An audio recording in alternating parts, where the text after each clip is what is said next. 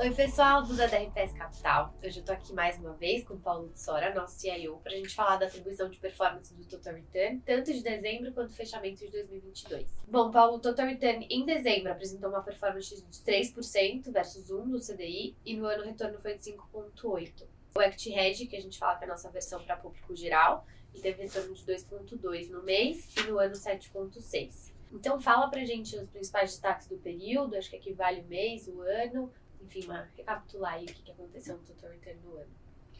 Boa, Duda. Foi um ano difícil para a gente no Total Return.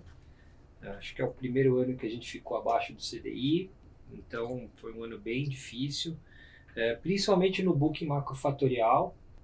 E assim, fazendo uma retrospectiva do ano, a gente começou o ano com uma cabeça positiva para commodities, que foi muito bom no primeiro semestre, só que a gente insistiu ali do meados do segundo tri até o terceiro tri em continuar no call de commodities, comprado em empresas de cobre, de alumínio, minério, num período onde o mercado começou a precificar muito forte a ideia de recessão e a gente acreditava que a China ia vir com uma reabertura da economia já no segundo semestre, coisa que vai acontecer agora no final do ano e início desse ano de 2023. Então a gente errou aí o timing em 6 meses.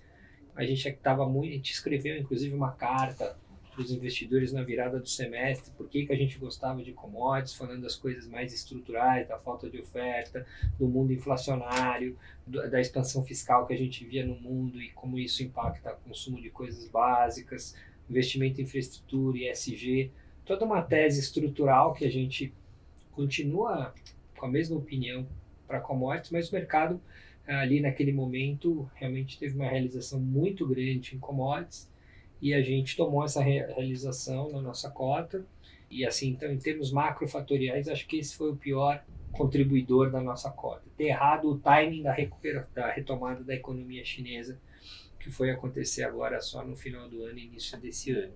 Além disso, tivemos alguns stock pickings ruins, a gente perdeu dinheiro numa posição em Banco Inter, que a gente tinha construído na tese que a gente achava que o juro no Brasil ia começar a cair a partir do final do terceiro para o quarto tri, olhando para o início de 2023, a gente imaginava já uma ideia de corte de juro.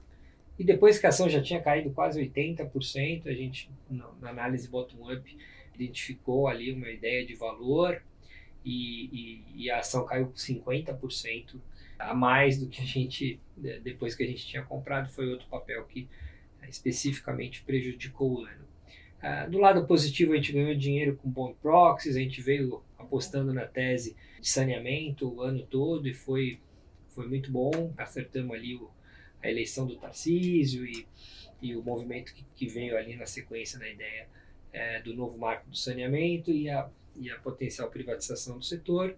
Acertamos o setor de home builders também, foi uma tese boa nossa ali, principalmente no segundo semestre, as construtoras de baixa renda, Cury Direcional.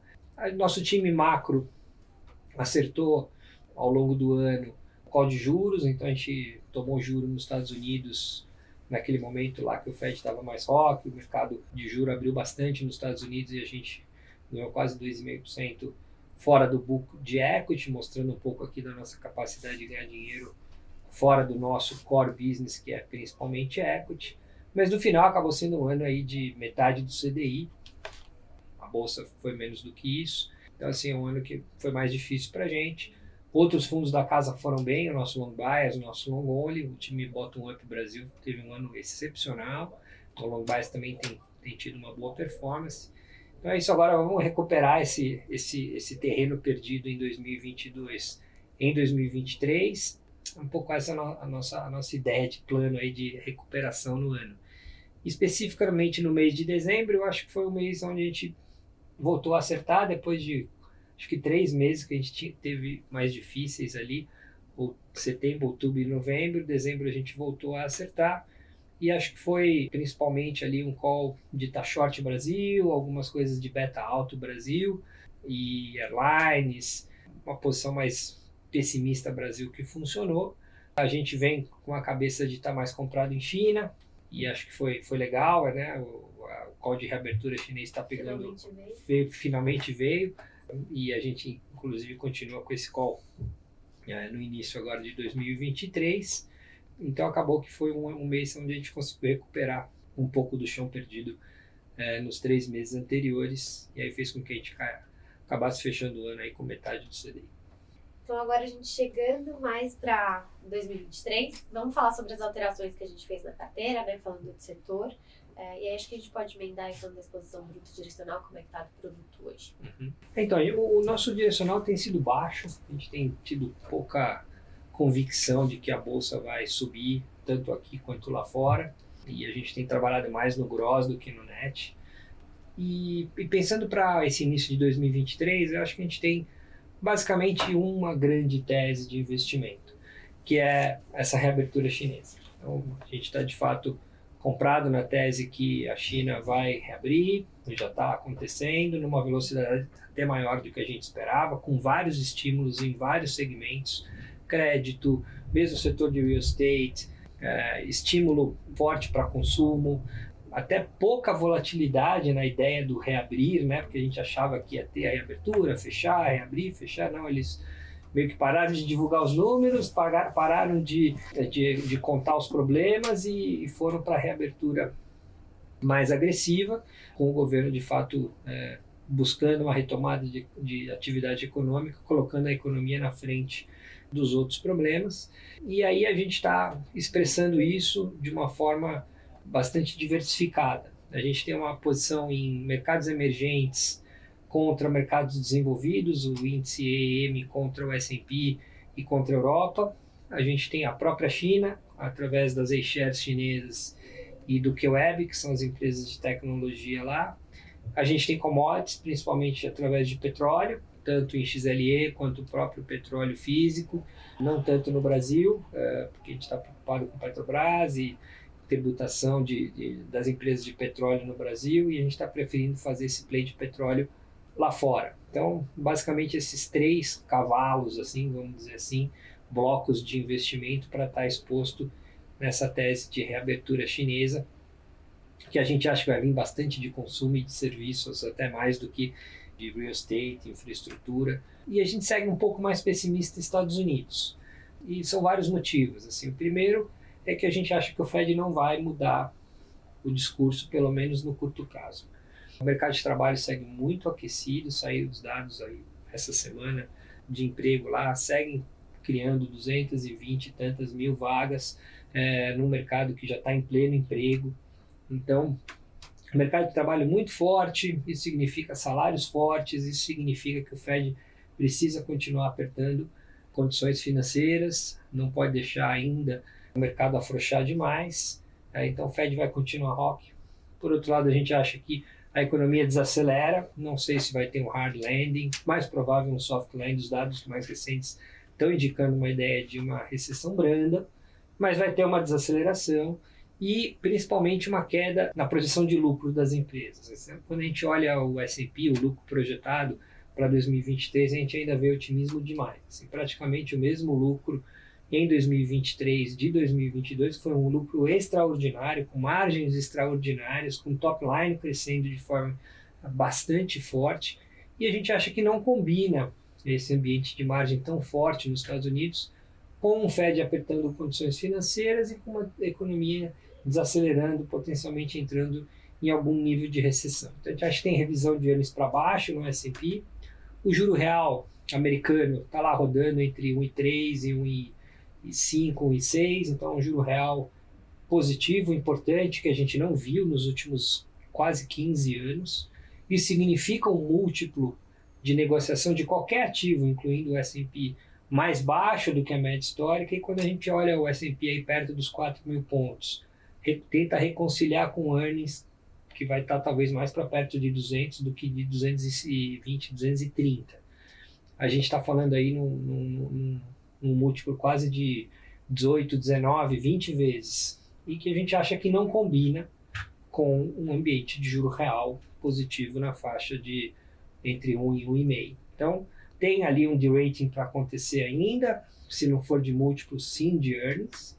E então a gente acha que os Estados Unidos ainda é um lugar para a gente fazer um pouco de hedge mercado, para essa nossa posição mais otimista para emergentes nesse primeiro trimestre. Acho que essa é a principal tese, né? Acho que vale falar um pouquinho, acabou que a gente não falou, mas falar um pouquinho de Brasil. Uma carteira defensiva. Brasil, enfim, o início desse governo está bastante tumultuado. Eu acredito que o RH desse governo não foi legal, não contratou gente boa nos diversos setores aí da economia, então a gente achou que ficou um pouco abaixo aí em termos de time. Mesmo a composição política, eu acho que o Lula privilegiou demais o PT na composição dos ministérios. Agora, com esse atentado, a gente está gravando aqui na terça-feira, depois do dia ali da invasão da Câmara do Senado e do Planalto. Então, acho que talvez o Lula consiga expandir um pouco a sua base a partir desse isolamento do bolsonarismo.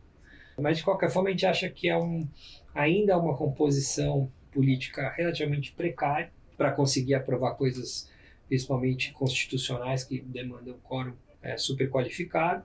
As ideias iniciais aí são ideias de gastos, são ideias daí da nova matriz econômica, né, que não é tão nova no Brasil, eles já estão testando há bastante tempo. A gente é crítico dessa ideia, então, assim, o Brasil deve viver um ano aí com PIB mais positivo 0,5%, alguma coisa do tipo, ou seja, quase um PIB zerado. Difícil cortar juro nesse ambiente mais tumultuado do ponto de vista fiscal. Talvez tenha algum corte, mas mais para o segundo semestre, talvez para o final do ano.